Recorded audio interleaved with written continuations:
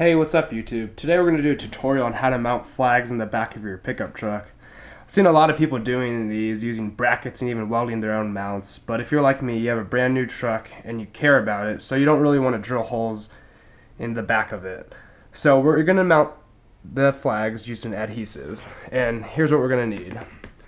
We're going to need some PVC pipe. I'm using 1.5 by 2 feet, but I cut it to the height of my bed.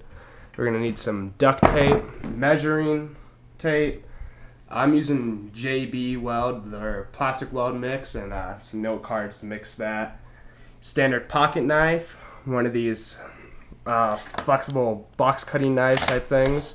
Use that to mix the weld and scar the PVC pipe or scratch it up so it'll stick better. And then we have our zip ties in order to mount a flag using a pole. For my pole, I just used a standard PVC pipe. I spray painted it black, and I drilled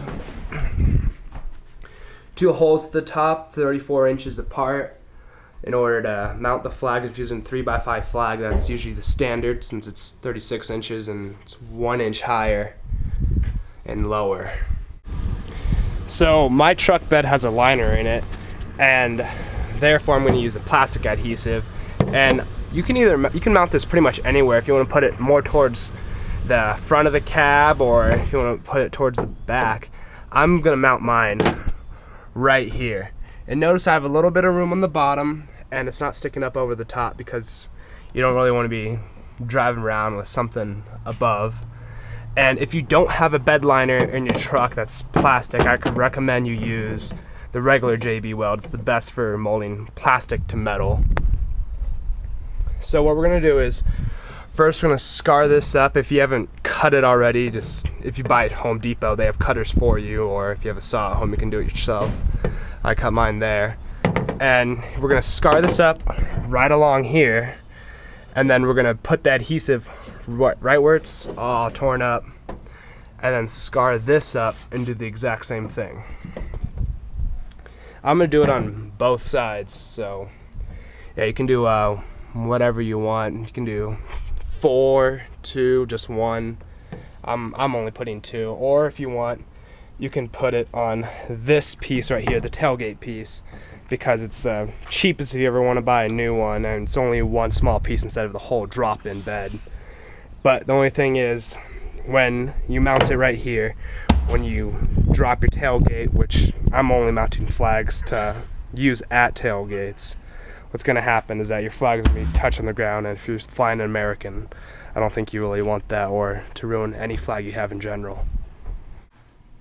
Alright, so I just got done roughing up my PVC pipe that is going to be the mount. And the best way to do this really is just kind of hold it and hit it at an angle. It's the easiest way. I recommend you at least make a grid or something on it first, just to have a little more right when you do it initially. Alright, so I got done roughing up my bed liner a bit. Oh, make sure you clean everywhere you're going to rough up in the surrounding areas, because if you're like me, you don't really have clamps. And what I'm going to do is I'm going to apply the PVC pipe and JB Weld, and then I'm just going to duct tape it down to hold it when it cures. It takes about 25 minutes to set and 3 hours to cure. So here, we're going to do this in the next step. So it turns out that the JB Weld actually doesn't need to mix. It's a putty material right here. So just gonna pop this out. And it comes in a little plastic thing, so just gonna take it all off, and you're gonna cut to the amount you need. You're probably gonna use almost this whole thing, and then you're gonna mold it here. I'll show you in a second. Comes in 2 colors, the hardening stuff and the regular adhesive. So you're just going to cut to the amount you need and mix up in your hand, and apply to your PVC pipe and press down hard to the roughed up area on the bed liner. Duct tape it and you'll be set. Alright, so you're going to want to apply about that much. It's actually a little much, but you don't need to. It's okay if you have just a little bit more, a little less than that, but you just want a nice even coat and for it to be pliable. It's going to be really gummy when you touch it. I'm just going to take it and just apply it to where you scratched up, and you want to push down really hard.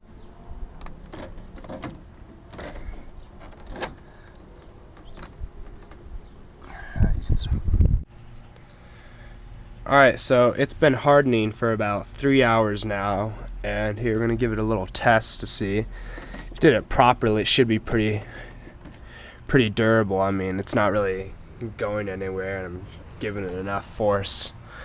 But I'm going to let it sit overnight and then spray paint it because it dries a little whitish color and I don't want it to stick out very much. But yeah, you're pretty much done. All you have to do now is put your flag in and then you're good to go.